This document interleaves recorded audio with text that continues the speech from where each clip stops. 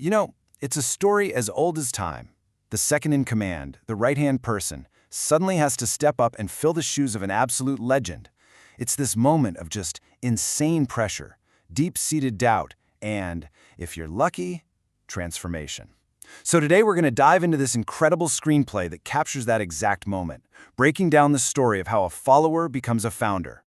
And this is the big question, right? When the icon, the legend is gone, and an entire nation is looking right at you, what does it take? How do you go from being the person who assists the leader to being the one everyone else follows? How do you find your own voice and your own authority in that massive shadow? To really find the answer, we've got to go to the very first moment of this transition. We need to feel the sheer, crushing weight of command before we can even begin to understand how someone learns to carry it. I want you to just picture this scene for a second. We're talking about a massive camp.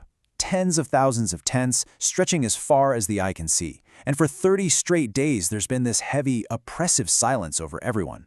They've just spent 40 years in the wilderness, led by this one larger-than-life figure. And now they're right on the edge of everything they've been promised. But the one who got them there is gone. The air's just thick with grief, with uncertainty, and yeah, a lot of fear. And right there, standing a little bit apart from the crowd, is Joshua. Now this guy is a seasoned warrior, make no mistake. But in this moment, he's not a hero.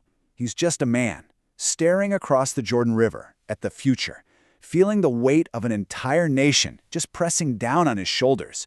He was the apprentice, and now the master is gone. And you have to understand, this isn't just sadness. This is a profound, deep sense of abandonment. The hand that led us is gone. He feels completely and utterly alone, questioning how in the world anyone could possibly move forward without the one leader who defined their entire existence.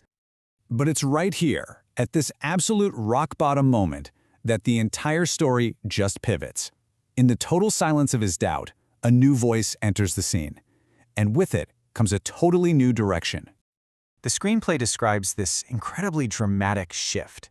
The wind just stops, the world goes quiet, and then a voice, one that's described as being as deep as an earthquake but as clear as a whisper. It just fills the space around him.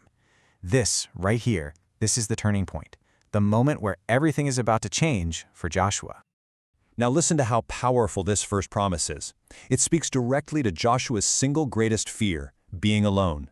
This isn't just some nice, comforting phrase. This is a direct transfer of legitimacy. It's basically a declaration that the same authority, the same backing that Moses had, is now with him. And this shows us such a powerful leadership principle in action. Before you give any command, you have to establish a foundation of trust and authority. The promise has to come first. It creates the bedrock for leadership. Without it, any orders he gives would just be empty words.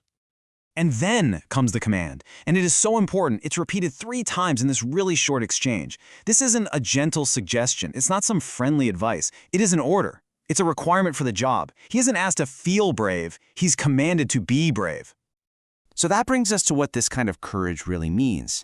See, it's not about suddenly becoming fearless. I guarantee you Joshua was still terrified. But courage in this context is the conscious decision to act, to move, to lead, even with the fear. It's about having resolve right in the face of all that uncertainty. So, okay, Joshua has the promise and he has the command. But what happens next? How does that quiet internal moment actually translate into external action? This is where we get to see a follower being forged into a founder right before our eyes. I mean, just look at this. The before and after is stunning. Just moments ago, we saw a grieving, uncertain servant who was completely crushed by the weight of it all. Now, we see a purposeful, decisive commander. That internal commission created an immediate, visible, and total transformation. So he stands up, dusts himself off, and walks back into the camp. And you can bet people notice immediately. They see a change in how he walks, in his posture, in his very presence. The man who left camp, weighed down by doubt, is coming back with fire in his eyes. Every ounce of hesitation is just gone. And his very first action as a leader proves that this transformation is real. There are no suggestions, there are no debates. Instead, boom, a clear, actionable 4-part plan. He tells them exactly what to do, how to get ready, and gives them a hard deadline in 3 days. It's strategic, it's direct, and it completely replaces the uncertainty that had paralyzed an entire nation. And that is the ripple effect of true leadership.